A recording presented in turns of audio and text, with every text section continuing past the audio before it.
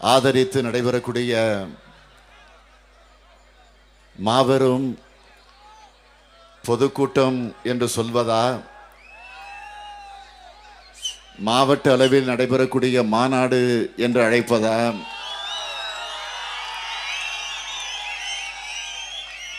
அல்லது ஆவலோடு எதிர்பார்த்திருக்கக்கூடிய வெற்றி விழா கூட்டம் என்று சொல்லலாமா என்கிற நிலையில் நடைபெற்றுக் கொண்டிருக்கக்கூடிய இந்த மாபெரும் பொதுக்கூட்டத்தினுடைய தலைவர், கிருஷ்ணகிரி மேற்கு மாவட்ட கழகத்தினுடைய செயலாளர், சட்டமன்ற உறுப்பினர், அருமை சகோதரர் ஒய் பிரகாஷ் அவர்களே, முன்னிலையேற்றுள்ள கிழக்கு மாவட்ட கழகத்தினுடைய செயலாளர், சட்டமன்ற உறுப்பினர் செங்குட்டுவன் அவர்களே, சட்டமன்ற உறுப்பினர் முருகன் அவர்களே,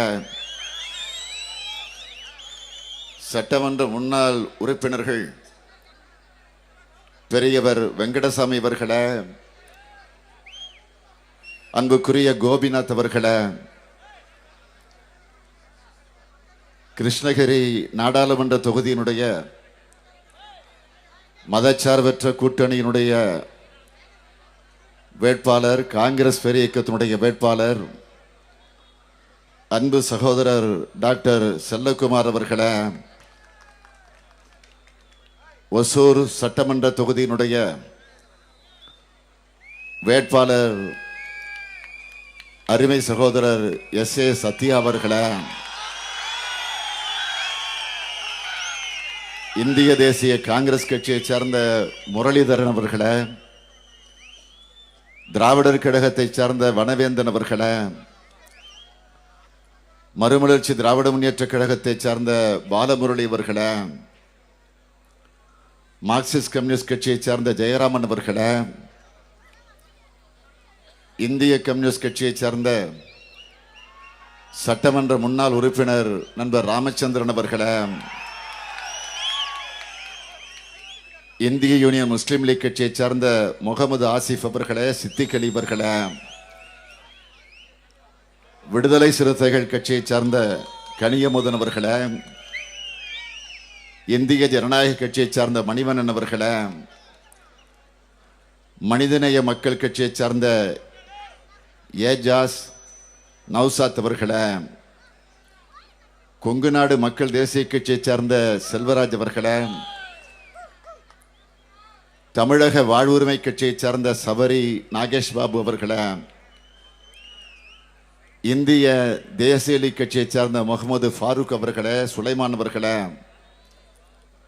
மற்றும் மக்கள் விடுதலை கழகம், அகில இந்திய ஃபார்வர்ட் பிளாக், மனிதநேய ஜனநாயக கட்சி, ஆதித்தமிழர் பேரவை, ஆதித்தமிழர் கட்சி, வல்லரசு ஃபார்வர்ட் பிளாக், மதச்சார்பற்ற ஜனதாதளம், எம்ஜிஆர் கழகம், தமிழ் புலியன் கட்சி, கிறிஸ்துவ நல்லிணக்க இயக்கம், சமத்துவ மக்கள் கழகம், தமிழ்நாடு விவசாயிகள் தொழிலாளர்கள் கட்சி உள்ளிட்ட தோழமை கட்சிகளை சார்ந்திருக்கக்கூடிய தோழர்களே, அருமை தாய்மார்களே, வெள்ளம் போல் திரண்டிருக்கக்கூடிய வணக்கத்திற்குரிய வாக்காள பெருமக்களே, ஈட்டி முனைகளாக மட்டுமல்ல, இந்த நாட்டினுடைய திருப்பு முனைகளாகவும் காட்சியளித்துக் கொண்டிருக்கக்கூடிய இளைய சமுதாயத்தினுடைய எண்ணரும் இனிய நண்பர்களே, என் உயிரோடு கலந்திருக்கக்கூடிய தலைவர் கலைஞர் அவர்களின் உயிரினும் உயிரான அன்பு உடன்பிறப்புகளே,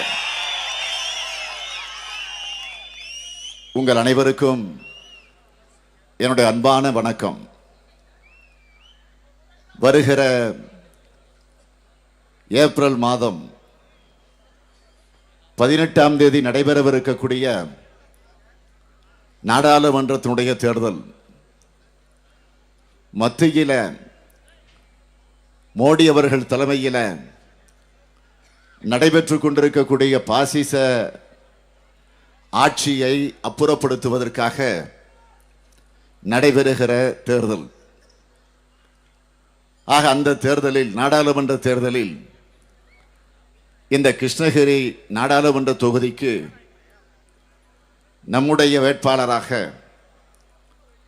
மதச்சார்பற்ற முற்போக்கு கூட்டணியின் வேட்பாளராக, காங்கிரஸ் பேரியக்கத்தினுடைய அங்கீகாரம் பெற்றிருக்கக்கூடிய வேட்பாளராக உங்களிடத்தில் நிறுத்தப்பட்டிருக்கிற என்று நான் சொல்ல மாட்டேன். உங்களிடத்தில் ஒப்படைக்கப்பட்டிருக்கக்கூடிய செல்லக்குமார் அவர்களை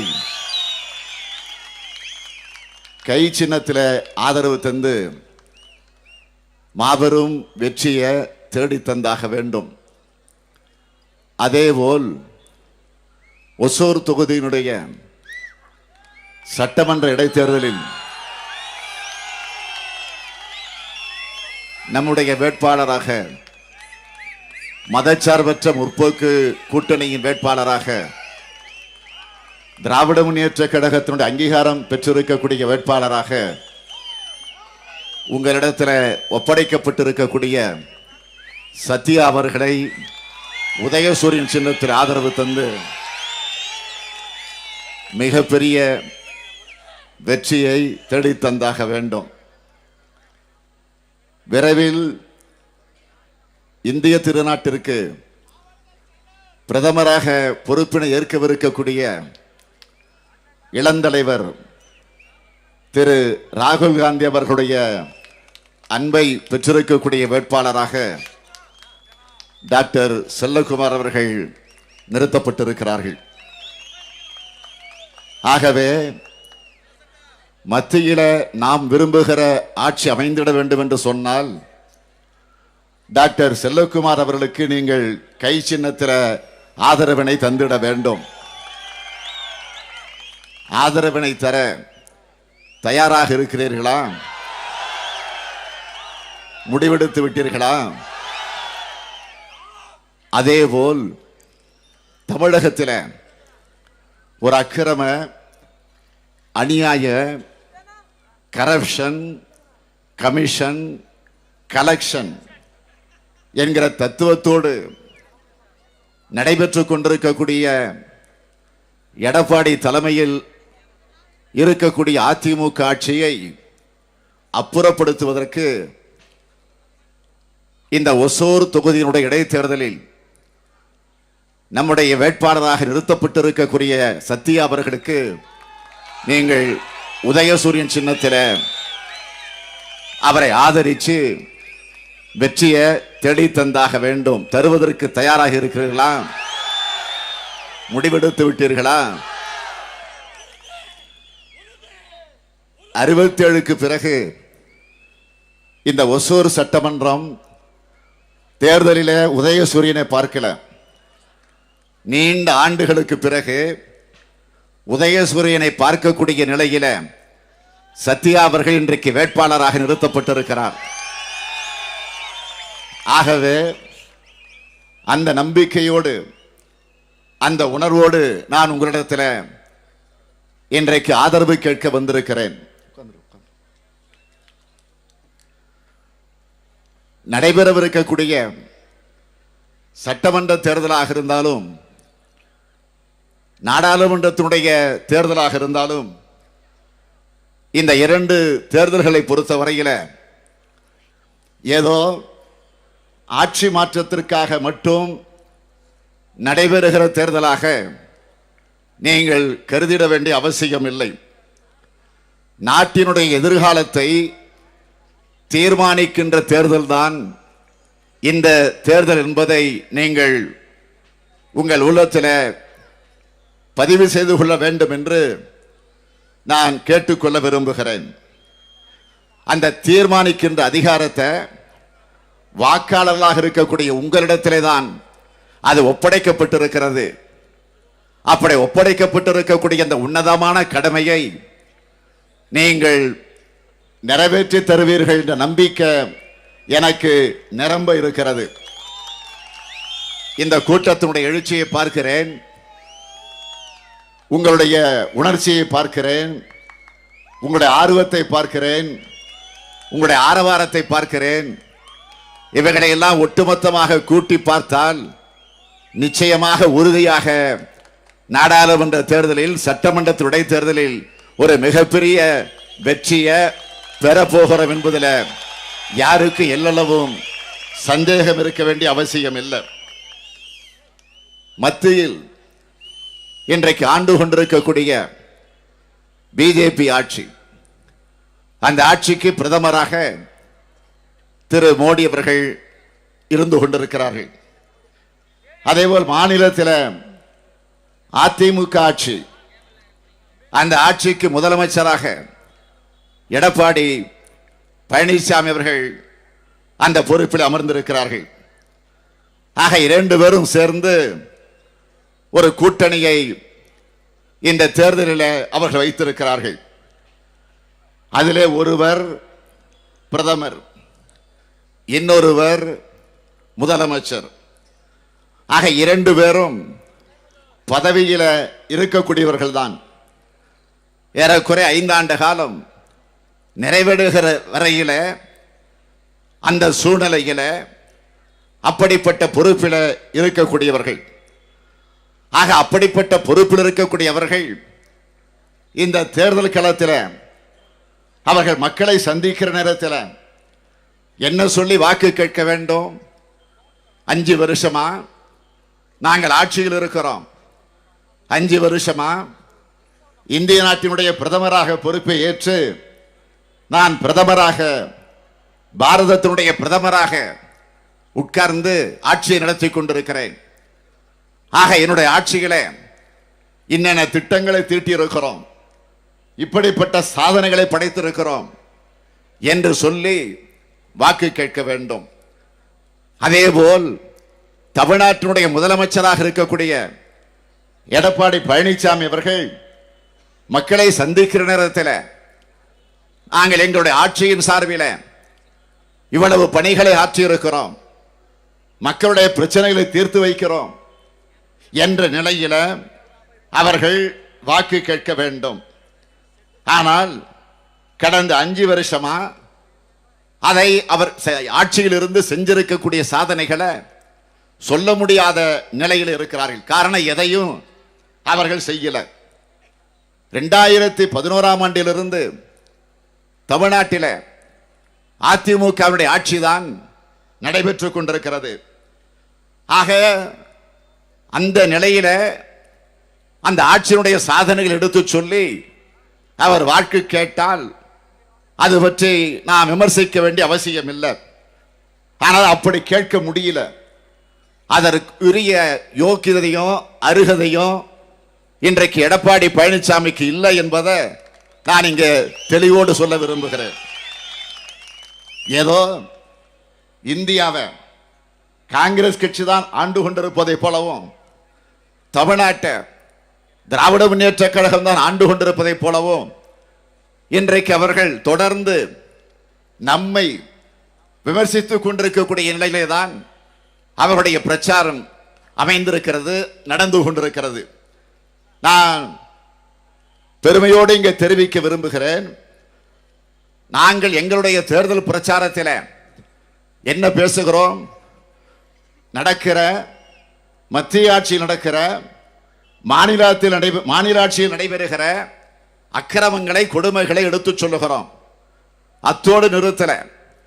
ஏற்கனவே இதே தமிழ்நாட்டில் 5 முறை திராவிட முன்னேற்ற கழகம் ஆட்சி பொறுப்பில் இருந்திருக்கிறது.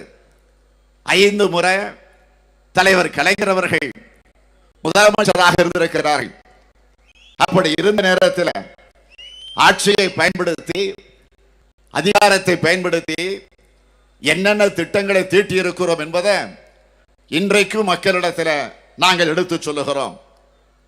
குறிப்பாக, சிறப்பாக, தலைப்புச் செய்திகளாக நான் உங்களிடத்தில் எடுத்துச் சொல்ல வேண்டும் என்று சொன்னால், விவசாயிகளுக்கு இலவச மின்சாரம், நெசவாளர்களுக்கு இலவச மின்சாரம், விவசாயிகளுடைய கடன் முழுமையும் ரத்து, மே தினத்திற்கு ஊதியத்தோடு கூடிய விடுமுறை, மே தின பூங்கா, அரசு ஊழியர்களுக்கு ஏராளமான சலுகைகள், மாற்றுத் திறனாளிகள் நலவாரியம், கிராமங்கள்ல நமக்கு நாமே திட்டம், அண்ணா மறுமலர்ச்சி திட்டம், சமத்துவபுரங்கள், தாழ்த்தப்பட்ட பிற்படுத்தப்பட்ட சமுதாயத்தை சார்ந்தவர்களுக்கு இடஒதுக்கீடு எண்ணிக்கை உயர்த்தப்பட்டது.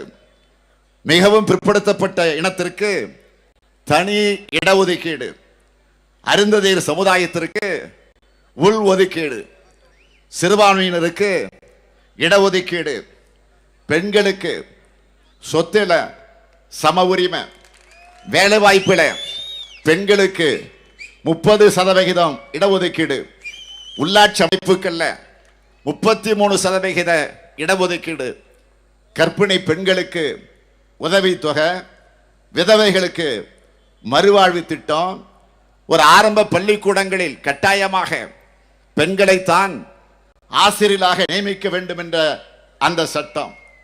அது மட்டுமல்ல, நீங்கள் தன்னம்பிக்கையோடு வாழ வேண்டும், உங்களுடைய வாழ்க்கையை நீங்களே அமைத்துக் கொள்ள வேண்டும், சொந்த காலில் நீங்க நிற்கணும், யாரையும் எதிர்பார்க்க கூடாது என்பதற்காகத்தான் மகளிர் சுய உதவிக்குழு என்ற ஒரு திட்டத்தை தலைவர் கலைஞர் அவர்கள் கொண்டு வந்து அறிமுகப்படுத்தினார்கள். அனைத்து ஜாதியினரும் அர்ச்சகராகலாம். இங்கே எல்லோரும் பேசுகிற போது குறிப்பிட்டார்களே, அவர்கள் பெருமையோடு சொன்னாங்களே, இதே ஒசூருக்கு கலைஞருடைய ஆட்சி காலத்திலே தான் சிப்காட் என்கிற தொழிற்பேட்டையை கொண்டு வந்து இன்றைக்கு 50,000த்திற்கு மேற்பட்டோர்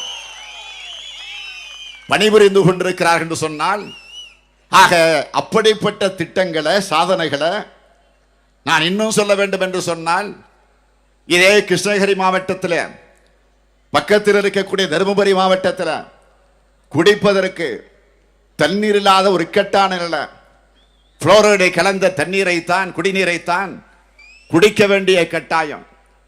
அப்படிப்பட்ட தண்ணீரை குடிக்கிற போது அதனால் வரக்கூடிய உபாதைகள், நோய்கள், இதையெல்லாம் மனதிலே வைத்துத்தான் தலைவர் கலைஞர் அவர்கள் ஒரு அற்புதமான திட்டத்தை நிறைவேற்ற முன்வந்தார்கள். அதுதான் ஒகேனக்கல் கூட்டு குடிநீர் திட்டம். ஆக அந்த திட்டத்தை நிறைவேற்றுகிற நேரத்தில் எனக்கு என்ன பெருமை என்று கேட்டால், அந்த திட்டத்தை நிறைவேற்றுகிற அந்த துறையினுடைய அமைச்சராக இருந்தவன் இந்த அடியேன் தான் என்பதில் எனக்கு பெருமை.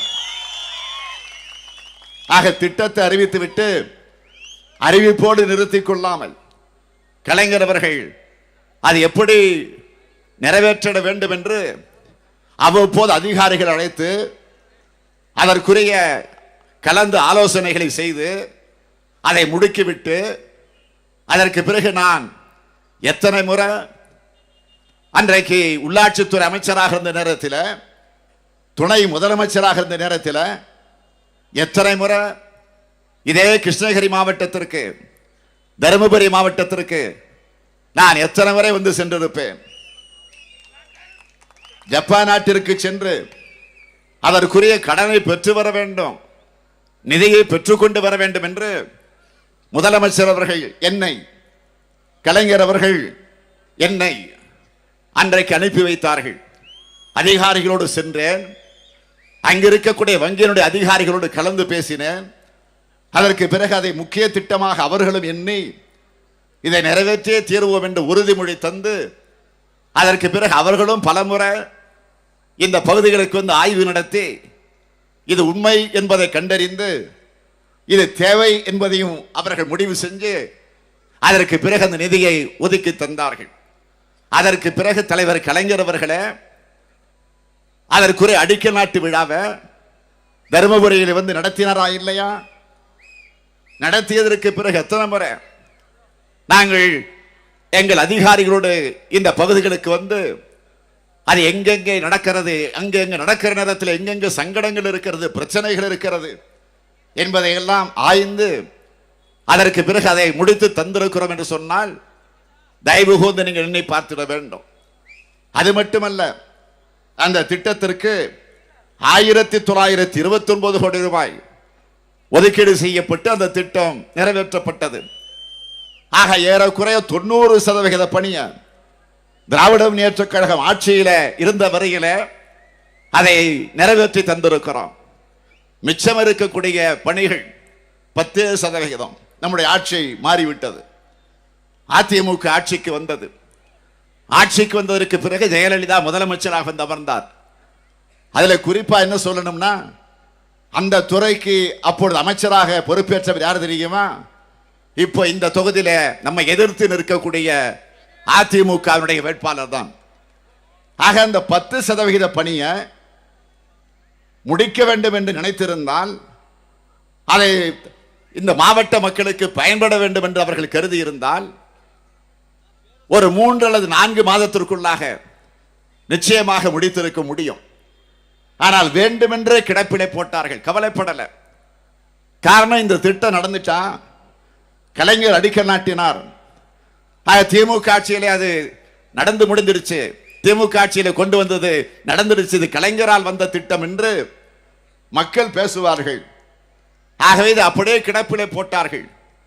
கிடப்பிலே போட்ட காரணத்தால் எத்தனை முறை சட்டமன்றத்தில் எழுந்து, நானும் அப்போ சட்டமன்ற உறுப்பினராக இருந்த நம்முடைய செங்குட்டுவன் அவர்களும் எத்தனை முறை சட்டமன்றத்தில் இருந்து கேட்டிருப்போம். அது மட்டுமல்ல, இந்த 2 மாவட்ட மக்களை ஒன்று சேர்த்து எத்தனை முறை போராட்ட யுகத்தை அமைத்து நாம் போராடி இருக்கிறோம். ஆர்ப்பாட்டங்களை நடத்தி இருக்கிறோம். உண்ணாவிரத போராட்டங்களை நடத்தி இருக்கிறோம். ஆக நீங்கள் இதை நடத்தாவிட்டால் மீண்டும் பெரிய பெரிய போராட்டத்தை, சிறைக்கு செல்லக்கூடிய நிலையிலே எங்கள் போராட்டம் அமையும் என்று கடைசியாக நாங்கள் எச்சரித்தோம். அதற்கு பிறகு அம்மையார் ஜெயலலிதா அவர்கள் அவசர அவசரமாக இவ்வளவு பெரிய திட்டத்தை, ஏறக்கூடிய 2000 கோடி ரூபாய் மதிப்பீட்டில் நிறைவேற்றப்பட்டு இருக்கக்கூடிய இந்த திட்டத்தை கோட்டைகளை உட்கார்ந்து கொண்டு வீடியோ கான்பரன்ஸ்ல திறந்து வைத்தார்கள். ஆனால் இப்போ நான் கேள்விப்படுவது, அவசர அவசரமாக சில பணிகள் முடியாமலேயே, இன்னும் சில கிராம பகுதிகளுக்கு குடிநீர் செல்லாமலேயே, அதை அவசரப்பட்டு வேக வேகமாக நாம் எதிர்ப்பை தொடர்ந்து சொல்லிக் கொண்டிருந்த காரணத்தால் அதை திறந்து வைத்து விட்டார்கள். ஆக இன்னைக்கும் நான் கேள்விப்படுவது, தருமபுரி மாவட்டத்திலும் கிருஷ்ணகிரி மாவட்டத்திலும் அந்த தண்ணீர் வந்து கொண்டிருக்கிறது தவிர 100க்கு 100% போயிருக்கிறதா என்றால் போகவில்லை என்ற அந்த செய்திதான் எங்களுக்கு கிடைத்துக் கொண்டிருக்கிறது. நான் உறுதியோடு சொல்லுகிறேன், திராவிட முன்னேற்ற கழகம் மீண்டும் தமிழ்நாட்டிலே உங்கள் அன்போடு ஆதரவோடு ஆட்சி பொறுப்பில் அமருகிற நேரத்தில் 100க்கு 100% பணியை 2-3 மாத காலத்திற்குள்ளாக அதை நாங்கள் நிறைவேற்றி தருவதற்கு காத்திருக்கிறோம் என்பதை தெரிவிக்க விரும்புகிறேன். ஆகவே இன்றைக்கு அதிமுகவினுடைய வேட்பாளராக நம்ம எதிர்த்து நிற்கக்கூடிய வேட்பாளர், அவருடைய பெயர் உங்களுக்கு தெரியும், KP முனுசாமி அவர்கள். அவரை அதிமுக நிறுவனர்கள் ஆசையோடு எப்படி கூப்பிடுவாங்க தெரியுமா? யாரும் பேரை சொல்லி கூப்பிட மாட்டாங்க. அவரை எப்படி கூப்பிடுவாங்கன்னா 6% முனுசாமின்னு, 6% முனுசாமின்னு. அப்படி ஒரு சிறப்பு அவருக்கு. இதை நான் சொல்லல, அதிமுக நிர்வாகிகள் சொல்லுவாங்க. அம்மையார் ஜெயலலிதா அவர்கள் ஒரு முறை அதிமுக கட்சியினுடைய பொதுக்குழுவை கூட்டினார். அந்த பொதுக்குழு கூடிய நேரத்தில்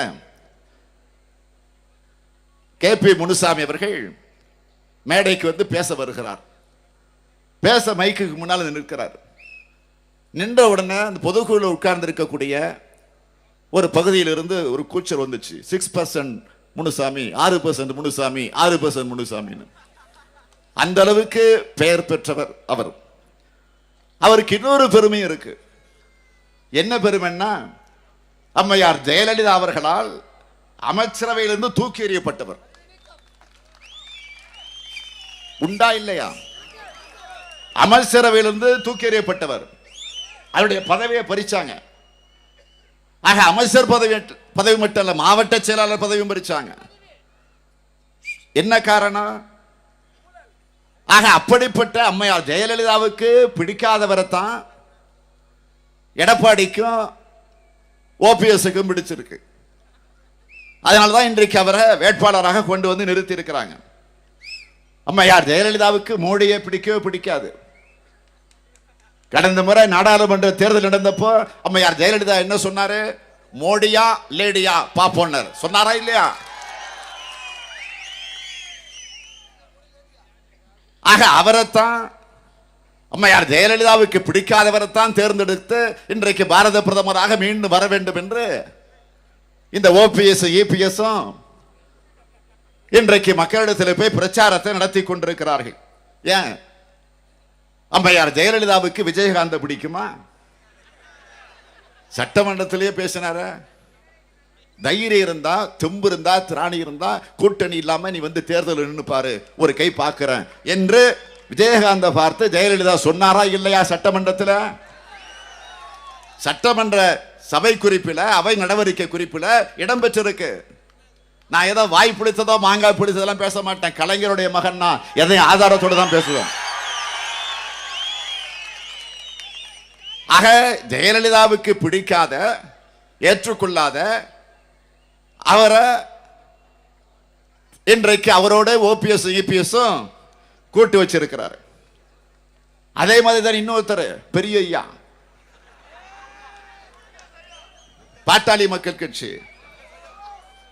அந்த கட்சியை பற்றி ஜெயலலிதா முதலமைச்சராக இருந்த அம்மையார் ஜெயலலிதா சட்டமன்றத்தில் என்ன சொன்னார்? வன்முறையினுடைய மறு பெயரை பாட்டாளி மக்கள் கட்சி சொல்லலையா? நான் சொல்லல, அம்மையார் ஜெயலலிதா சொன்னார். ஆக அவரோடு இன்றைக்கு கூட்டு. ஜெயலலிதா யாருடைய பதவிகள் எல்லாம் பிடுங்கினாங்களோ, பறிச்சாங்களோ, அவங்களுக்கெல்லாம் இப்போ இந்த தேர்தலில் எடப்பாடியும் ஓபிஎஸும் சேர்ந்து அவங்களுக்கு ஒரு முக்கியத்துவத்தை கொடுத்து சீட்டை கொடுத்திருக்கிறாங்க. அதற்கு ஆதாரங்கள் ஜெயலலிதாவால் பதவி பறிக்கப்பட்ட இங்கே நிற்கிற கேபி முனுசாமிக்கு சீட்டு கொடுத்திருக்கிறாங்க. அதே போல ஜெயலலிதாவால் பதவி பறிக்கப்பட்ட முன்னாள் அமைச்சர் திருவண்ணாமலையில் இருக்கிறார் பாருங்க, அக்கிரி கிருஷ்ணமூர்த்தி, அவருக்கும் பதவியை அம்மையார் தான் பறிச்சாங்க. அதே போல ஜெயலலிதாவால் பதவி பறிக்கப்பட்டிருக்கக்கூடிய எம்எஸ்எம் ஆனந்த் திருப்பூரில் முன்னாள் அமைச்சராக இருந்தவர், பதவியை அம்மையார் தான் பறிச்சாங்க. தொட்டியம் சிவபதி பெரம்பலூரில் நிற்கிறார் இப்போ அதிமுகவின் வேட்பாளராக, அவருடைய பதவியும் அம்மையார் ஜெயலலிதா தான் பறிச்சாங்க. இவர்களெல்லாம் எந்த அடிப்படையில் அவருடைய பதவிகள் எல்லாம் பறிக்கப்பட்டுச்சுன்னா, ஊழல் செஞ்சிருக்கிறாங்க, கொள்ளையடிச்சிருக்கிறாங்க, லஞ்சம் வாங்கியிருக்கிறாங்க, தவறான பாதையில் அமைச்சரின் அதிகாரத்தை பயன்படுத்தி இருக்கிறாங்க. இதில் ஒரு சில துப்பாக்கி எடுத்து சில பேரை சுட முயற்சித்திருக்கிறாங்க. இன்னும் சொல்லணும், சொல்ல முடியாத சில விவகாரங்கள் இருக்கு, அதை நான் மேடையில் சொல்ல விரும்பல. ஆக அதையெல்லாம் அடிப்படையாக வச்சுதான் பதவியில் இருந்த ஜெயலலிதா அவர்கள் நீக்கினாங்க. 2014 நாடாளுமன்ற தேர்தலுக்கு பிறகு அமைச்சர் பதவியை கேபி முனுசாமியிடமிருந்து பறிக்கப்பட்டதற்கு என்ன காரணம்? அவர் அங்க வகித்த அதிமுக தொண்டர்கள் அனைவருக்கும் அது நன்றாக தெரியும். ஆக அவரை உருவாக்கிய தொண்டர்களுக்கு அவர் துரோகம் செஞ்சிருக்கிறார் என்ற அடிப்படையில் தான் அவருடைய பதவி பறிக்கப்பட்டுச்சு. ஆக அப்படிப்பட்டவருக்கு, ஜெயலலிதாவால் தண்டிக்கப்பட்டவருக்கு இன்றைக்கு தேர்தலில் நிற்க வாய்ப்பு தருகிறார் என்று சொன்னால் இது ஜெயலலிதாவுக்கே செய்யக்கூடிய துரோகம் இல்லையா? இதை நீங்கள் அல்ல, மேடையில் இருக்கக்கூடிய நாங்கள் அல்ல, அதிமுக தோழர்கள் தொண்டர்கள் தயவு செய்து நீங்கள் சிந்தித்து பார்க்க வேண்டும். ஓபிஎஸ் ஓ பன்னீர்செல்வம் அவர்கள் தர்ம யுத்தம் நடத்தினாரா? எதற்கு அந்த தர்ம யுத்தம்? தன்னிடத்தில் இருந்த முதலமைச்சர் பதவி பறிக்கப்பட்டுச்சு. எப்போ? ஜெயலலிதா மறைந்ததற்கு பிறகு ஓபிஎஸ் முதலமைச்சர். அதற்கு பிறகு சட்டமன்றத்தில் வந்து அமருகிறார், நாங்கள் எதிர்கட்சியிலே போய் உட்காருகிறோம்.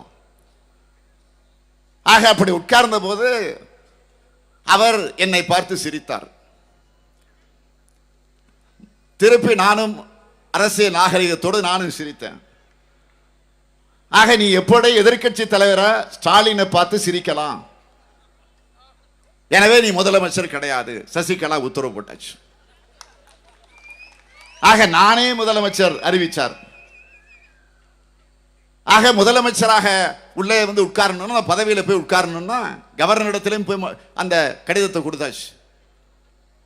ஆனால் பெரும்பான்மையை நிரூபிக்கணும். அந்த கட்சி சட்டமன்ற உறுப்பினர்கள் ஒட்டுமொத்தமாக ஏகமனதா தலைவராக தேர்ந்தெடுத்து அவங்க தான் முதலமைச்சர். கவர்னரையும் போய் சந்திச்சு கொடுத்துட்டாங்க. சட்டமன்றம் கூட போகிறது. அவர் பெரும்பான்மையை நிரூபிக்கணும் சட்டமன்றத்தில். அதான் மரபு. இதற்கிடையில உச்ச நீதிமன்றத்தினுடைய தீர்ப்பு வந்தாச்சு. என்ன தீர்ப்பு? சொத்து குவிப்பு வழக்கு. அம்மையார் ஜெயலலிதா அவர்கள் இறந்து விட்ட காரணத்தினால அவருக்கு தண்டனை இல்லை. ஆனால் மற்ற 3 பேர்களுக்கு, சசிகலா அவர்களுக்கு, இளவரசி அவர்களுக்கு, சுதாகரன் அவர்களுக்கு ஆக தீர்ப்பு வந்துச்சு. 4 வருஷம் சிறைக்கு போயாச்சு. ஆனால் சிறைக்கு போகிற காரணத்தினால பதவி ஏற்க முடியல. ஆக முதலமைச்சராக அங்கீகாரம் பெற முடியல. அதனால கூவத்தூரில் உட்கார்ந்து யோசித்துக் கொண்டிருந்த போது என்ன செய்வது, யாரை முதலமைச்சர் ஆக்குவது என்று சிந்தித்துக் கொண்டிருக்கிறார் சசிகலா. எல்லோருடன் உட்கார்ந்து பேசிக் கொண்டிருக்கிறார். திடீர்னு காலில் ஏதோ ஊர்ந்துட்டு இருக்கு. ஒரு மண்புழு. எடப்பாடி காலில் விடுற காட்சியை பார்க்கிறோம். ஆனா காலில் தவழுற காட்சியை அப்பதான் பார்த்தோம். நீங்க வாட்ஸ்அப்லாம் பார்த்திருப்பீங்க. ஆக அதனால் அவர் முதலமைச்சர். ஆத்திரம் வந்துச்சு. யாருக்கு? ஓபிஎஸ்க்கு. ஆத்திரம் வந்த காரணத்தினால புறப்பட்டார். எங்க? சமாதி போய் உட்கார்ந்தார். 40 நிமிஷம் தியானம். ஆவியோடு பேசினார். அம்மா, என் பதவி போச்சு, நீங்க கொடுத்த பதவி போச்சு. நீங்க 2 முறை சிறைக்கு போனப்போ 2 முறை நான் தான் முதலமைச்சர் வந்து உட்கார்ந்தேன். ஆக எனக்கு நீங்க கொடுத்தீங்க, அது போச்சு, பரவாயில்ல. ஆனா உங்க சாவு மர்மம். முதலமைச்சரா இருக்கிற வரைக்கும் அப்போ மர்மம் இல்லை. ஆக மறைந்து முதலமைச்சராக ஒரு பதவி ஏற்று ஒரு குறிப்பிட்ட நாள் அந்த பதவியில் இருக்கிற வரையில அது பற்றி பேசல. ஆனால் பதவி போன உடனே இதை சிபிஐ விசாரணை நடத்திட வேண்டும் என்று சொன்னது யார்? ஓபிஎஸ், இன்னைக்கு துணை முதலமைச்சர்.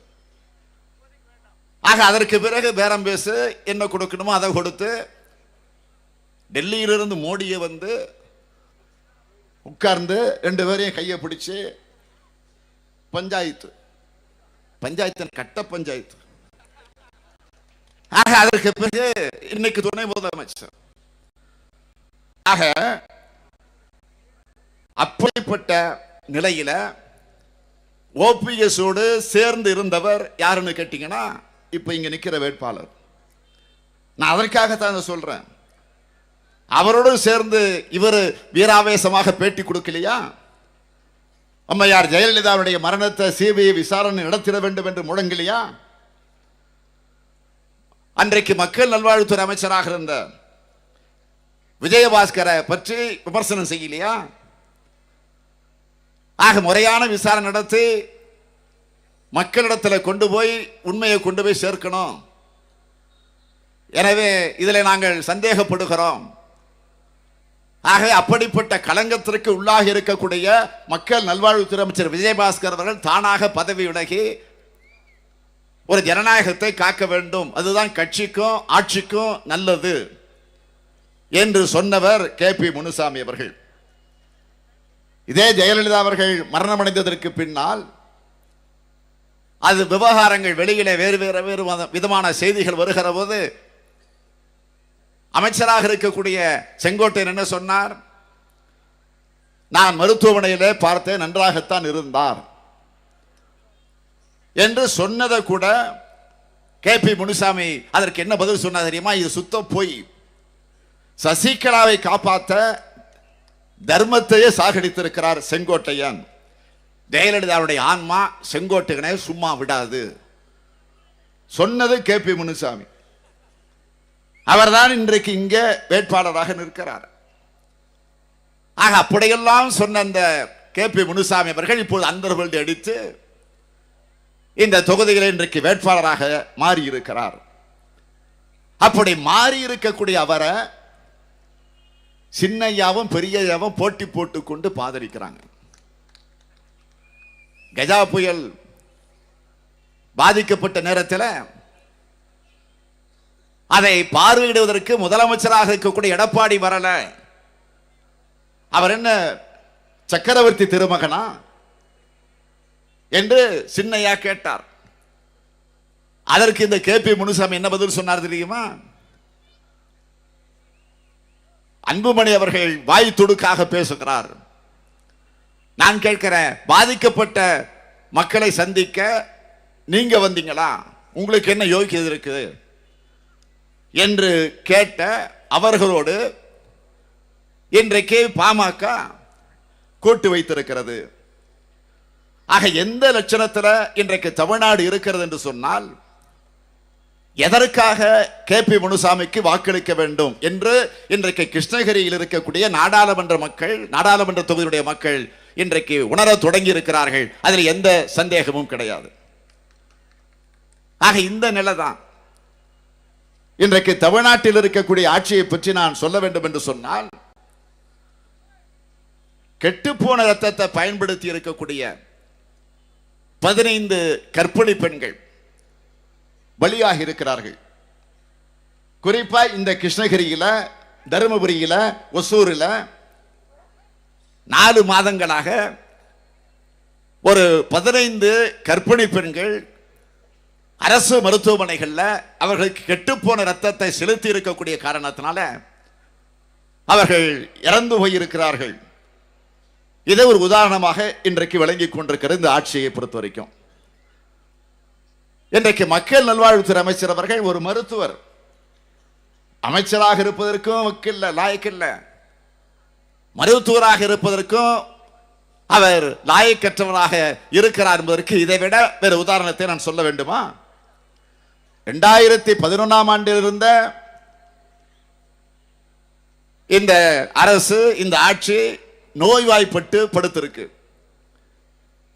ஆக படுத்திருப்பது கூட ஐசியூல படுத்திருந்தா கூட காப்பாற்றி கொண்டு வந்துடலாம், சிறப்பான டாக்டர்கள் இருக்கிறார்கள் என்று சொன்னால். ஆனால் இன்றைக்கு எங்கே படுத்திருக்கிறார் என்றால் கோமா ஸ்டேஜில் இருக்கு. ஆக அதை காப்பாற்ற முடியாத நிலையில இந்த ஆட்சி இருந்து கொண்டிருக்கிறது. அது மட்டும் அதே மருத்துவமனையில், தருமபுரி பகுதியில் இருக்கக்கூடிய அரசு மருத்துவமனையில் பிறந்த சிசுகள்,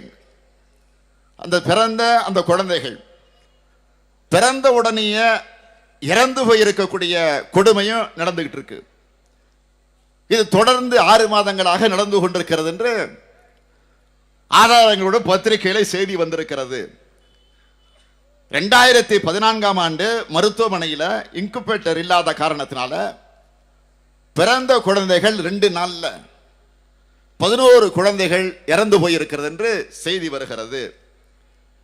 ஏற்கனவே நீங்கள் மறந்திருக்க மாட்டீங்க, சாத்தூர்ல, விருதுநகர் மாவட்டத்தில் சாத்தூர் இருக்கக்கூடிய அரசு மருத்துவமனையில் HIV கலந்த ஒருவருடைய ரத்தத்தை ஒரு கர்ப்பிணி பெண்களுக்கு செலுத்தி இருக்கிறாங்க.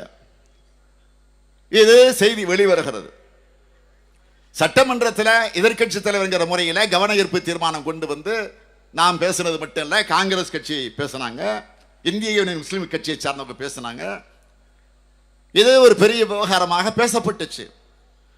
அதைத் தொடர்ந்து இப்பொழுது தருமபுரி, கிருஷ்ணகிரி, ஒசூர் பகுதியில் இருக்கக்கூடிய அரசு மருத்துவமனைகளில் 15க்கு மேற்பட்ட கர்ப்பிணி பெண்களுக்கு கெட்டுப்போன ரத்தத்தை செலுத்திய காரணத்தினால இறந்து போயிருக்கிறார்கள் சொன்னால், இது பற்றி மனித உரிமை ஆணையம் நடவடிக்கை எடுக்க வேண்டும் என்று முடிவு செஞ்சு விசாரிக்க தொடங்கி இருக்கு. அதை விசாரிக்கிற நேரத்தில் 2 வாரங்களுக்குள்ள பதிலளிக்கணும், தமிழக அரசு பதிலளிக்கணும் என்று தமிழக அரசுடைய சுகாதாரத்துறை செயலாளருக்கு, மருத்துவக் கல்லூரி இயக்குநருக்கு நோட்டீஸ் அனுப்பியிருக்கு. இதன் பிறகும் மக்கள் நல்வாழ்வுத்துறை அமைச்சராக இருக்கக்கூடிய விஜயபாஸ்கர் அந்த பதவிகளை நீடிக்கலாமா என்ற அந்த கேள்வியை தான் நான் கேட்க கடமைப்பட்டிருக்கிறேன். அவருக்கு ஏற்கனவே குட்கா விற்கிறதுக்கே நேரம் கிடைக்கல. இந்த மருத்துவமனைகளை போய் அவர் எங்கே பார்க்க போகிறார்? அந்த குட்கா கும்பலோடு தான் இந்த பிஜேபியும் பிஎம்கேயும் இந்த தேர்தலில் கூட்டு சேர்ந்திருக்கிறது. நான் கேட்கிறேன், இதே அதிமுக மீது பிஎம்கேனுடைய தலைவர்களில் ஒருவராக இருக்கக்கூடிய அன்புமணி சின்னையா அவர் ஒரு புகார் மனுவை தயாரித்தார். அந்த புகார் மனுவில் 18 குற்றச்சாட்டுகள், 18 ஊழல் குற்றச்சாட்டுகள், அதுவும் 19 கிடையாது, ஆதாரத்தோட நம்பர் போட்டு 18 அதை தயாரித்து கவர்னரிடத்தில் கொண்டு போய் கொடுத்தார்களே. அந்த கொடுத்த அந்த ஊழல் புகார் பட்டியலில் இருக்கக்கூடிய அம்சங்கள் என்னென்ன?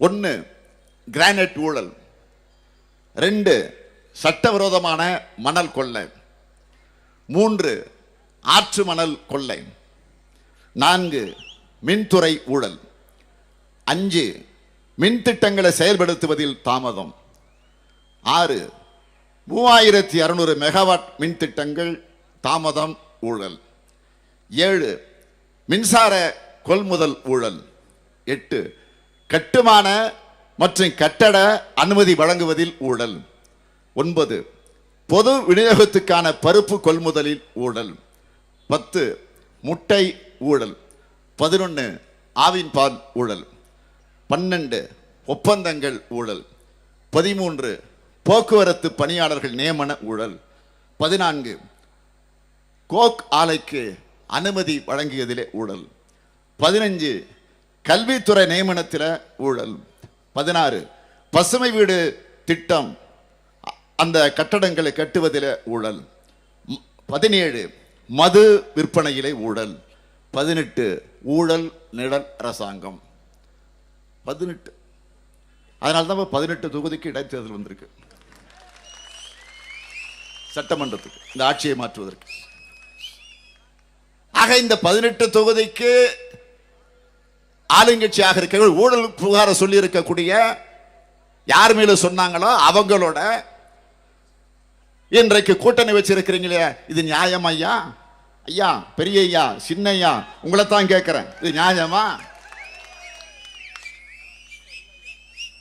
அதே கவர்னரிடத்தில் தந்திருக்கக்கூடிய இந்த மனுவில் அன்புமணி சில அறிக்கையை வெளியிட்டு இருக்கிறார்.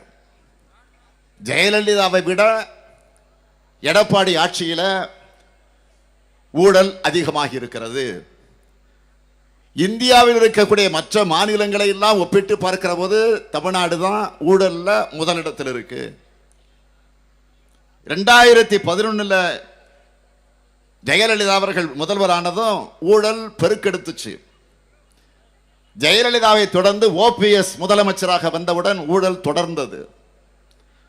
எடப்பாடி ஆட்சியிலே இப்போ பெரிய அளவுக்கு அதிகரிச்சிருக்கு. இதெல்லாம் அன்புமணி அறிக்கையில் இருக்கு. ஆக அவர்கள்தான் இப்படி சந்தர்ப்பவாத சூழ்நிலையிலே கூட்டணி. ஆக இந்த சந்தர்ப்பவாதத்தை அடிப்படையாக வச்சு கூட்டணி சேர்ந்திருக்கக்கூடிய எடப்பாடி அவர்கள் நேற்றைய தினம் கடலூர்ல போய் என்னை பார்த்து அவர் சந்தர்ப்பவாதி என்று பேசியிருக்கிறார். அதான் வேடிக்கையா இருக்கு. சந்தர்ப்பவாதம் என்று பேசுவதற்கு ஒரு தகுதி வேணும், ஒரு விவஸ்தை வேணும். அந்த தகுதி அவருக்கு இருக்கா? முதல்ல ஜெயலலிதான்னாரு, அடுத்து சசிகலான்னு சொன்னாரு, அடுத்து தினகரன் சொன்னாரு, இப்போ மோடி மோடிங்கிறாரு. யாரு சந்தர்ப்பவாதம்? சசிகலா காலில் மண்புழுவை போல நகர்ந்து போய் பதவி வாங்கிட்டு யார் இந்த சசிகலா கேட்டது எடப்பாடி. இது சந்தர்ப்பவாதம். நான் படிப்படியாக தான் வளர்ந்து இன்றைக்கு முதலமைச்சராக வந்திருக்கிறேன், சசிகலா இதற்கெல்லாம் காரணம் இல்லை என்று சொல்றது சந்தர்ப்பவாதம். தினகரனை சகோதரர் சகோதரன் சொல்லி ஆர்கே நகர் தேர்தலில் போய் ஓட்டு கேட்டீங்களா, அது சந்தர்ப்பவாதம். பன்னீர்செல்வத்துக்கு வேற வேலையே இல்லையா என்று சொன்னது சந்தர்ப்பவாதம். இப்போ நாங்க இரட்டைக்குழல் துப்பாக்கி, இரட்டைக்குழல் துப்பாக்கி இல்ல, இரட்டைக்குழல் கொள்ளையர்கள். ஆகவே எது சந்தர்ப்பவாதம்? சந்தர்ப்பவாதத்தினுடைய மொத்த உருவமே முதலமைச்சராக இருக்கக்கூடிய எடப்பாடி தான் என்பதை நான் அழுத்தம் திருத்தமாக தெரிவிக்கிறேன். ஆகவே மாநில அரசினுடைய லட்சணம் இப்படி இருக்கிற நேரத்தில் இன்றைக்கு மத்தியில் அதிலும் குறிப்பாக வேலை இல்லாமல் அலைந்து கொண்டிருக்கக்கூடிய பட்டதாரிகள், இளைஞர்கள், படித்த பட்டதாரிகள் எந்த அளவிற்கு கொடுமையிலே சிக்கி தவித்துக் கொண்டிருக்கிறார்கள். ஆக இந்த நிலையில மத்திய அரசினுடைய பணியிடங்களில் நம்முடைய தமிழகம் ஒரு மோசமான நிலையில் புறக்கணிக்கப்படக்கூடிய கொடுமை தொடர்ந்து நடந்து கொண்டிருக்கிறது. புதிய வேலை வாய்ப்புகளை உருவாக்காத நிலையிலே தான் பிரதமர் மோடி இருந்து கொண்டிருக்கிறார், ஆட்சியை நடத்தி கொண்டிருக்கிறார். மத்திய அரசு பணியிடங்களை பொறுத்த வரைக்கும் நம்முடைய தமிழ்நாட்டில் இருக்கக்கூடிய படித்தவர்கள், இளைஞர்கள் புறக்கணிக்கப்படக்கூடிய நிலை தான். உதாரணமாக சொல்லணும்னா தென்னக ரயில்வேயில் 1765 பணியிடங்களுக்கு சமீபத்தில் தேர்வு நடந்துச்சு. ஆக தேர்வு நடந்தப்போ அந்த 1765 பணியிடங்கள்ல 1600 பேர் வட மாநிலத்தை சார்ந்தவர்கள் அதிலே தேர்வாகி இருக்கிறார்கள்.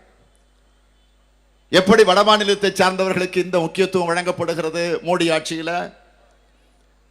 இதே போல மத்திய அரசு பணியிடங்கள்ல வருமான வரித்துறை, காவல்துறை, பாஸ்போர்ட் அலுவலகம் அனைத்திலும் தமிழர்கள் புறக்கணிக்கப்படுகிறார்கள். வருமான வரித்துறையில் 2007ஆம் ஆண்டிற்கு பிறகு பணிக்கு அமர்த்தப்பட்டவர்கள் 90% வட மாநிலத்தை சார்ந்தவர்கள் தான். 2018ஆம் ஆண்டு வருமான வரித்துறையில் பணிக்கு அமர்த்தப்பட்ட 100 ஆய்வாளர்கள் 99 பேர் வட மாநிலத்தை சார்ந்திருக்கக்கூடியவர்கள். டாக்ஸ் அசிஸ்டன்ட் பணியில் அமர்த்தப்பட்ட 265 பேர்ல வெறும் 5 பேர் தான் தமிழகத்தை சார்ந்திருக்கக்கூடியவர்கள்.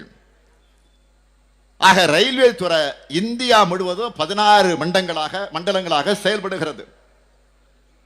ஆனால் தென்னக ரயில்வேயிலாவது தமிழகத்தை சார்ந்தவர்கள் இடம்பெற வேண்டாமா? கடந்த 2010ஆம் ஆண்டிலிருந்து 19ஆம் ஆண்டு வரையில தென்னக ரயில்வே பணியிடங்களை மட்டும் பீகார் மாநிலத்தவர்களை 18% சேர்ந்திருக்கிறார்கள். என்ன கொடுமை! சமீபத்தில் நடந்த தென்னக ரயில்வே தேர்வில் கிட்டத்தட்ட 90% அவர்கள்தான் தேர்வாகி இருக்கிறார்கள். ஆகவே இதற்கெல்லாம் விடிவு காலத்தை உருவாக்கணும், முற்றுப்புள்ளி வைக்கணும். ஆக அதற்காகத்தான் ஆட்சி மாற்றத்தை மத்தியில் ஏற்படுத்த வேண்டும் என்று கோரிக்கையை இன்றைக்கு உங்களிடத்தில் தொடர்ந்து நாங்கள் சொல்லிக் கொண்டிருக்கிறோம். ஆக தோல்வி பயம் இன்னைக்கு அவர்களுக்கு வந்துவிட்டது. உதாரணத்துக்கு சொல்லணும்னா 2 நாளைக்கு முன்னாடி கர்நாடக மாநிலத்தில் அமைச்சருடைய வீட்டில் சோதனை, இன்கம் டாக்ஸ் ரைடு, வருமான வரித்துறை ரைடு பண்ணியிருக்கு. ரைடு பண்ணட்டும், தவறு இருந்தா ரைடு பண்ணட்டும், சோதனை பண்ணட்டும், உண்மை இருந்தா தண்டிக்கட்டும், அது அந்த பிரச்சனைக்கு நாம் போகல. தேர்தல் தேதி அறிவிச்சாச்சு. தேர்தலுக்கான ஆயத்த பணிகள் ஒவ்வொரு கட்சி இறங்கியிருக்கு, வேட்பாளர் அறிவிச்சாச்சு, பிரச்சாரத்திற்கு போயாச்சு. நேற்று இரவு நம்முடைய கழகத்தினுடைய பொருளாளர் அண்ணன் துரைமுருகனுடைய காட்பாடி இல்லத்தில் ரைடு. ஆக இரவு 8 மணிக்கு வந்திருக்கிறாங்க. இன்னும் இந்த நிமிடம் வரையில இன்னும் முடிக்கல. வேட்பாளராக அண்ணன் துரைமுருகனுடைய மகன் நிற்கிறார், கதிரானந்த், நம்ம கட்சியினுடைய வேட்பாளராக. வேட்பாளர் வெளியில இன்னும் வர முடியல. ஆக என்ன காரணம்? ஏதாவது எடுத்திருக்கிறீங்களா? ஏதாவது ரகசியத்தை கண்டுபிடிச்சிருக்கிறீங்களா? இன்றைக்கு தமிழகத்தினுடைய தேர்தல் கமிஷன் என்ன சொல்றாரு? போலீஸ் தரப்பிலிருந்து புகார் வந்துச்சு, அந்த அடிப்படையில் நடவடிக்கை இருக்கும். யார் புகார் கொடுத்தாலும் நீங்கள் அதை ஏற்றுக்கொள்வீர்களா? நான் இப்ப சொல்றேன், பிரதமர் வீட்டில் இவ்வளவு கோடி ரூபாய் இருக்கு, கருப்பு பணம் இருக்கு என்று நான் புகார் தருகிறேன். பிரதமர் வீட்டில் போய் ரைடு பண்றதுக்கு தயாராக இருக்கிறார்களா? நான் கேட்கிறேன். ஆதாரத்தோடு சொல்றமே. கொடநாட்டில் நடந்த கொலையை பத்தி நானா சொன்னேன். அந்த கொலைக்கு யார் யார் உடந்தையாக இருந்தார்களோ சயன் சொன்னது. அதற்கு யார் வீட்டில் போய் நீங்க ரைடு பண்ணிருக்கணும்? முதலமைச்சராக இருக்கக்கூடிய எடப்பாடி வீட்டில் போய் ரைடு பண்ணிருக்கணுமா வேண்டாமா? அதுக்கு வெக்க துப்பு இல்ல, துரும்பு இல்ல, அதுக்கு யோகியதை இல்ல, அருகதை இல்ல. இன்றைக்கு வேண்டும் என்ற தோல்வியினுடைய விளிம்புக்கு போயிருக்கக்கூடிய காரணத்தினால ஆக நேற்று 8 மணிக்கு தொடங்கி இந்த நிமிடம் வரையில நாங்கள் இந்த மேடைக்கு வருகிற வரையில இன்னமும் வருமானத்துறை அதிகாரிகள் உட்கார்ந்து கொண்டு ஏதாவது இருந்தா நடவடிக்கை எடுங்க, வேண்டாம்னு சொல்லல, சம்மன் அனுப்புங்க, நீதிமன்றத்துக்கு வருகிறோம். இதெல்லாம் பார்த்து பயப்படுகிற கட்சி திமுக அல்ல. மிசாவை பார்த்தவங்க, தொடாவை பார்த்தவங்க, படாவை பார்த்தவங்க, இது பணம் காட்டுறது, இந்த சலசலப்புக்கெல்லாம் திமுக அஞ்சிடாது. ஆனால் தேர்தல் வேளையில ஈடுபடக்கூடிய நேரத்தில் இந்த அக்கிரமம் என்று சொன்னால் இது எங்கே கொண்டு போய் முடிய போகிறது? ஆக இல்லாததை இட்டுக்கட்டி ஆக இந்த தேர்தலில் எப்படியாவது திராவிட முன்னேற்ற கழகத்துடைய கூட்டணியில் இருக்கக்கூடிய தோழர்களை, தலைவர்களை மிரட்டலாம், அச்சுறுத்தலாம். எவ்வளவு நாளைக்கு? டெல்லியில மோடி அவர்கள் பிரதமராக உட்கார்ந்திருக்கிற அந்த நாள் வரையில் தான் இந்த மிரட்டல் இருக்குமே தவிர அதற்கு பிறகு பாருங்கள் என்ன நடக்கிறது என்று. ஆக இப்படிப்பட்ட நிலையில அவர்களுடைய பணிகள் இன்றைக்கு இருந்து கொண்டிருக்கிறது என்று சொன்னால், ஆகவே நான் உங்களை எல்லாம் கேட்டுக்கொள்ள விரும்புகிறேன். திராவிட முன்னேற்ற கழகம் இன்றைக்கு ஜனநாயக ரீதியில மக்களை சந்திக்கிறோம், தேர்தலை அணுகுகிறோம். ஆகவே அந்த இன்றைக்கு எங்கு பார்த்தாலும் அமைச்சர்கள், ஆளுங்கட்சி சார்ந்திருக்கக்கூடிய சட்டமன்ற உறுப்பினர்கள் இன்னென்ன அராஜகங்களில் ஈடுபடுகிறார்கள். பொள்ளாச்சியில் நடந்த சம்பவம் ஒன்று போதாதான்? அதற்கு யார் பின்னணி என்ற ஆதாரங்கள், செய்திகள் வெளிவரலையா? ஆக பொள்ளாச்சி ஜெயராமன் துணை சபாநாயகர், அவரு இதற்கு உடந்தையாக அவருடைய மகன்கள் இருந்திருக்கிறார்கள் என்று வீடியோ படங்கள் எல்லாம் வெளியில வரலையா? 200 இளம்பெண்கள் எவ்வளவு பெரிய கொடுமைகளுக்கு ஆளாகி இருக்கிறாங்க. அவர்களை பாலியல் தொல்லைப்படுத்தி அதை வீடியோ படம் எடுத்து அதை அவர்களுக்கு போட்டு காட்டி மிரட்டி அச்சுறுத்தி அதற்கு பிறகு பணம் பறித்து கொள்ளையடிச்சிட்டு இருக்கக்கூடிய கூட்டம் ஒரு நாள் 2 நாள்ல 7 வருஷமா நடந்துகிட்டு இருக்கு. ஆட்சியில் யாரு? அதிமுக. இதுவரை நடவடிக்கை இல்ல, அங்க ரைடு இல்ல. ஆக இதெல்லாம் நீங்க சிந்திச்சு பார்க்கணும். ஆகவே அது இன்றைக்கு உங்களுக்கு எடுத்து சொல்வதற்கு காரணம் ஆட்சி மாற்றத்தை ஏற்படுத்த வேண்டும் என்ற அடிப்படையில் இந்த அக்கிரமத்திற்கு முடிவு கட்ட வேண்டும் என்ற அந்த சூழ்நிலையில் திராவிட முன்னேற்ற கழகத்தின் சார்பில் தேர்தல் அறிக்கையை நாம் கடந்த 19ஆம் தேதி வெளியிட்டோம். அதற்கு பிறகு 20ஆம் தேதியிலிருந்து என்னுடைய பிரச்சார பயணத்தை நான் தொடர்ந்து தமிழகம் முழுவதும் நடத்தி கொண்டிருக்கிறேன் என்பது உங்களுக்கு தெரியும். ஆக அந்த தேர்தல் அறிக்கையில் மிக தெளிவாக நாம் எடுத்து சொல்லுகிறோம், விவசாயிகளுடைய அனைத்து கடன்கள் முழுமையாக தள்ளுபடி செய்யப்படும் என்ற உத்தரவாதம் வழங்கப்பட்டிருக்கு.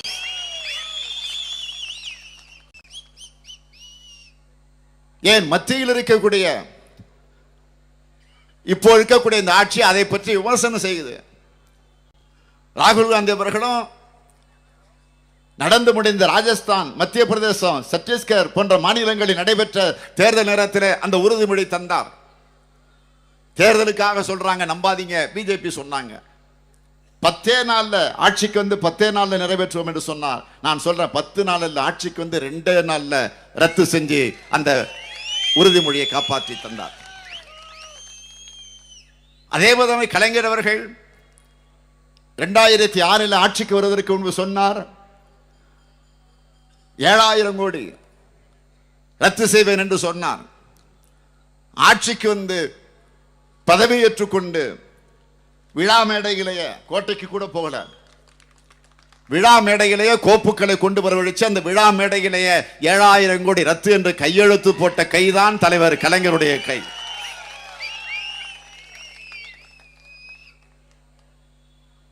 ஆகவே இப்படி பல உறுதிமொழிகள். அதில் இன்னொன்று, மாணவர்கள் கல்விக்காக வாங்கி எடுக்கக்கூடிய கடன் முழுமையும் தள்ளுபடி செய்யப்படும் என்று அந்த அறிவிப்பு வெளியிடப்பட்டிருக்கு.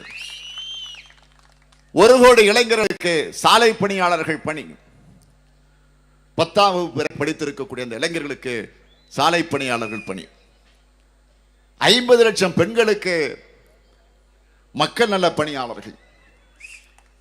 ஏற்கனவே திராவிட முன்னேற்ற கழகம் ஆட்சி பொறுப்பில் இருந்த போது மக்கள் நல பணியாளர்கள் என்ற ஒரு அமைப்பை ஏற்படுத்தி இளைஞர்களுக்கு வேலை வாய்ப்பை ஏற்படுத்தி கொடுத்தோம். ஆனால் அதிமுக ஆட்சியில அவர்களை எல்லாம் வேலையிலிருந்து நீக்கி வீட்டிற்கு அனுப்பினார்கள். பல போராட்டங்கள், பல ஆர்ப்பாட்டங்கள், விதவிதமான போராட்டங்கள் நடந்துச்சு. நீதிமன்றத்திற்கு, உச்ச நீதிமன்றத்திற்கு வரை சென்று போராடினாங்க. ஆனால் இந்த ஆட்சி அதை பற்றி கவலைப்பட்டுச்சா? அதுல ஒரு 25% பேர் தற்கொலை செய்து கொண்டே மாண்டு போயிருக்கிறார்கள். அதிர்ச்சியில தற்கொலை செய்து கொண்டு விஷத்தை சாப்பிட்டு மாண்டு போயிருக்கிறார்கள். அதனால்தான் அதையெல்லாம் சீர்தூக்கி பார்த்து மிச்சம் இருக்கக்கூடிய அந்த மக்கள் நல பணியாளர்களை மீண்டும் அவர்களை திமுக ஆட்சிகளை பணியமர்த்தது மட்டுமல்ல, 50 லட்சம் பெண்களுக்கு மக்கள் நல பணியாளர்கள் வாய்ப்பு வழங்கப்படும் என்ற அறிவிப்பு.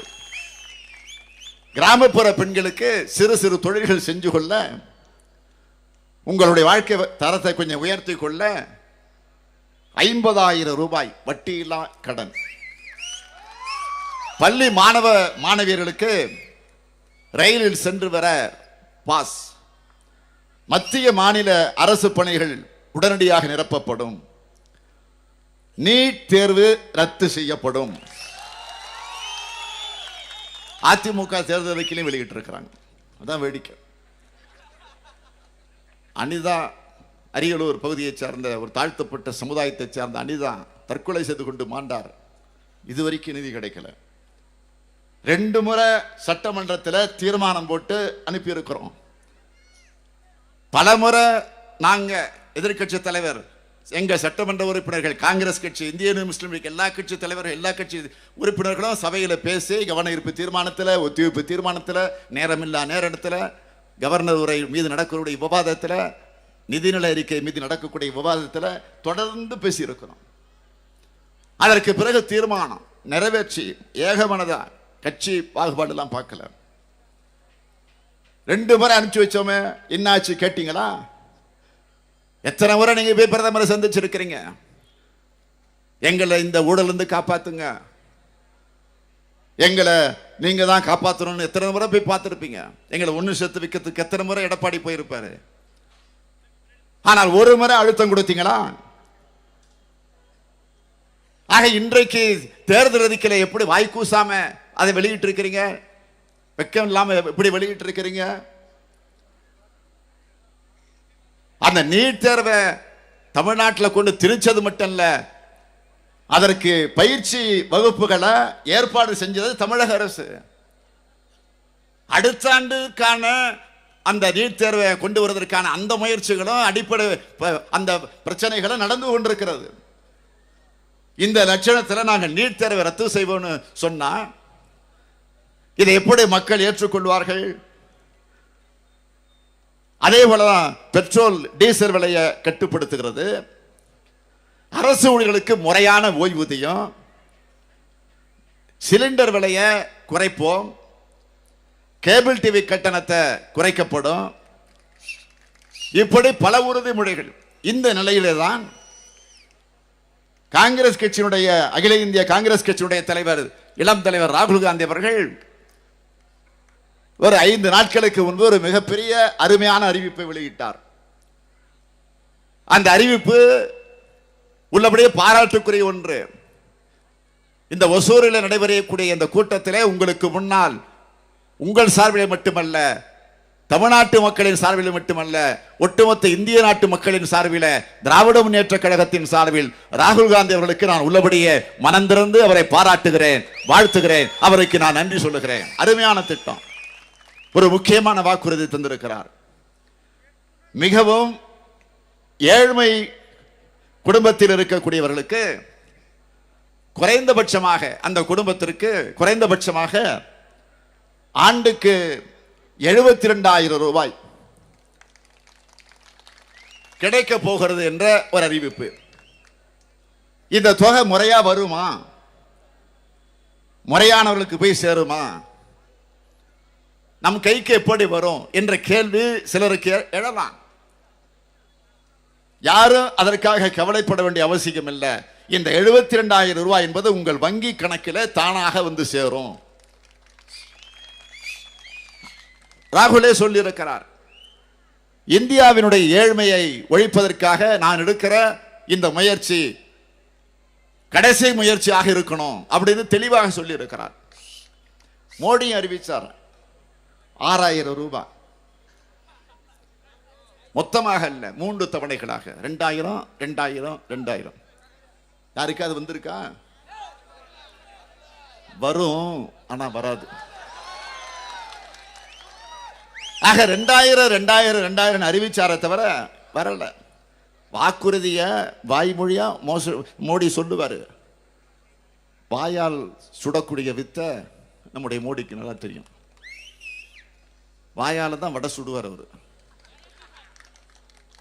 ஆக இந்த நிலையில தான் நான் கேட்டுக்கொள்ள விரும்புவது, தேர்தல் அறிக்கையை பொறுத்த வரைக்கும் நான் சிலவற்றை இங்கே அடையாளம் காட்டியிருக்கிறேன். குறிப்பா இந்த ஒசூர் தொகுதியை பொறுத்த வரைக்கும் இந்த தேர்தல் அறிக்கையில் நாம தெளிவாக சொல்லியிருக்கிறோம்.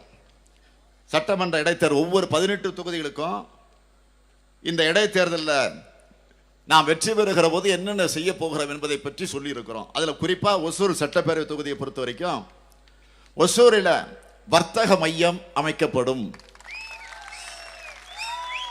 ஒசூரில் இருக்கக்கூடிய தொழிலாளர் நல மருத்துவமனை தரம் உயர்த்தப்படும்.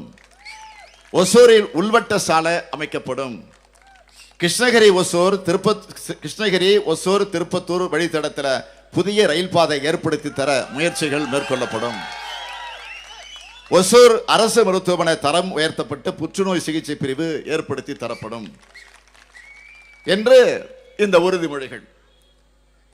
அதேபோல் நாடாளுமன்ற தேர்தலை பொறுத்த வரைக்கும் நாம் தேர்தல் அறிக்கையில் தந்திருக்கக்கூடிய உறுதிமொழி எதுன்னு கேட்டீங்கன்னா, ஒசூரில் புதிய விமான நிலையம் அமைக்கப்படும்.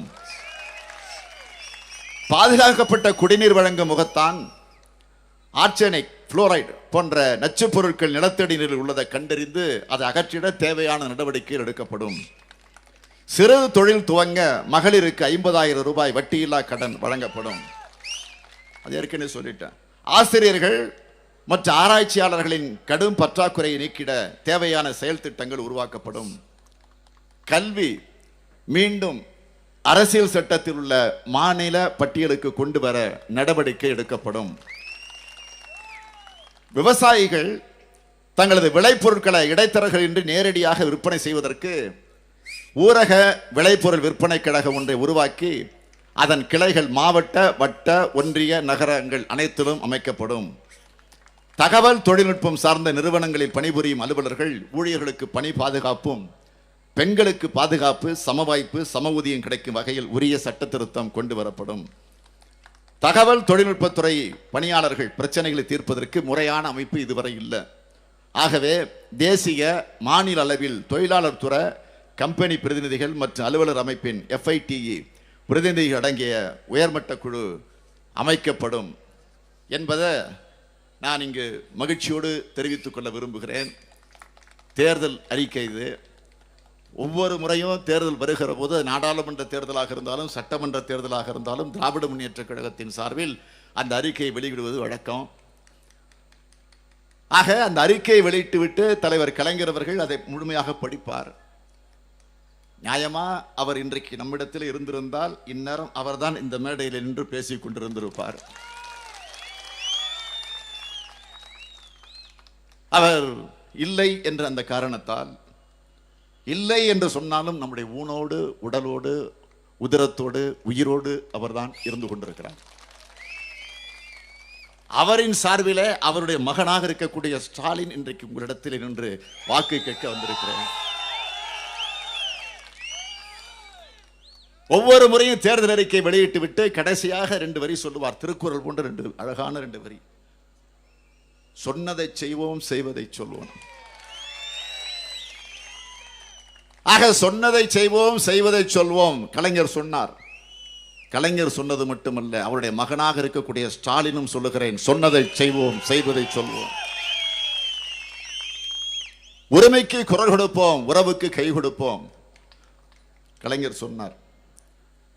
ஆக கலைஞர் சொன்னது மட்டுமல்ல, அவருடைய மகனாக இருக்கக்கூடிய ஸ்டாலினும் சொல்லுகிறேன், உரிமைக்கு குரல் கொடுப்போம், உறவுக்கு கை கொடுப்போம். நினைத்து பார்க்கிறேன், ஈரோட்டில் மண்டல மாநாட்டை நடத்தினோம் திராவிட முன்னேற்ற கழகத்தின் சார்பில். அந்த மாநாட்டில் நிறைவுரையாக நான் பேசுகிற நேரத்தில் ஒரு உறுதிமொழியை தந்தேன். தலைவர் கலைஞர் அவர்கள் உடல் நலிவுற்று ஓய்வெடுக்க வேண்டிய கட்டத்திற்கு கட்டாயத்திற்கு வந்த காரணத்தால் அவர் கோபாலபுரத்தில் தொடர்ந்து ஓய்வெடுத்துக் கொண்டிருந்தார். அந்த நேரத்திலே தான் நாம் மாநாட்டை நடத்தினோம், மண்டல மாநாட்டை. அந்த மண்டல மாநாட்டிலே நான் சொன்னேன், தலைவர் கலைஞர் அவர்களே, ஓயாமல் உழைத்தவர்கள் நீங்கள், அண்ணாவினுடைய இதயத்தை இரவலாக தாருங்கள் என்று அண்ணாவிடத்திலே அந்த இதயத்தை பெற்ற நீங்கள் இன்றைக்கு அண்ணனுக்கு பக்கத்திலேயே, அவருடைய நினைவிடத்திற்கு பக்கத்திலேயே நீங்கள் இன்றைக்கு ஓய்வெடுத்துக் கொண்டிருக்கிறீர்கள். ஆக உங்களுடைய தலைமையில் பணியாற்றிய, நீங்கள் பாடுபட்டு உழைத்து 14 வயதில் பொதுப்பணியில ஈடுபட்டு 95 வயது வரையில உழைத்து உழைத்து உழைத்து உழைத்து உழைத்து இன்றைக்கு நீங்கள் ஓய்வெடுத்துக் கொண்டிருக்கிறீர்கள். ஆக உங்களுக்கு நான் ஒரு உறுதிமொழி தருகிறேன். உங்களால் உருவாக்கப்பட்ட, உங்களால் வளர்க்கப்பட்டிருக்கக்கூடிய திராவிட முன்னேற்ற கழகத்தினுடைய ஆட்சி தமிழ்நாட்டிலே மலரும். மலருகிற அந்த ஆட்சியை உங்களுக்கு கொண்டு வந்து உங்கள் காலடிகள் வைப்போம் என்று சொன்னேன். ஆக அந்த உறுதிமொழியை காப்பாற்றுகிற ஒரு சூழ்நிலை, ஒரு நல்ல தருணம் 18ஆம் தேதி வந்திருக்கு. கலைஞர் இல்லை. ஆக கலைஞர் அவர்கள் உங்களை எல்லாம் பார்த்து ஒரு வார்த்தை சொல்லுவார், என் உயிரினும் மேலான உடன்பிறப்புகளே என்று. அந்த உடன்பிறப்புகளின் ஒரு சகோதரனாக நான் நின்று கொண்டிருக்கிறேன். ஆக நான் அவருடைய மகன். உடன்பிறப்பே என்று சொல்லுகிற போது நீங்களும் கலைஞருடைய மகன்கள் தான். ஆக அந்த உரிமையோடு கேட்கிறேன், உணர்வோடு கேட்கிறேன், விரும்பி வேண்டி கேட்கிறேன், உங்கள் பாதமலர்களை தொட்டு கேட்கிறேன், கலைஞரின் பேரில் கேட்கிறேன். நாடாளுமன்றத்திற்கு கை சின்னத்திற்கு செல்லக்குமார் அவர்களுக்கும், சட்டமன்ற இடைத்தேர்தலுக்கு சத்யா அவர்களுக்கு உதயசூரியன் சின்னத்திலும் ஆதரவு தந்து மிகப்பெரிய வெற்றியை தேடி தாருங்கள் என்று உங்கள் அன்போடு கேட்டு விடைபெறுகிறேன். நன்றி, நன்றி, வணக்கம்.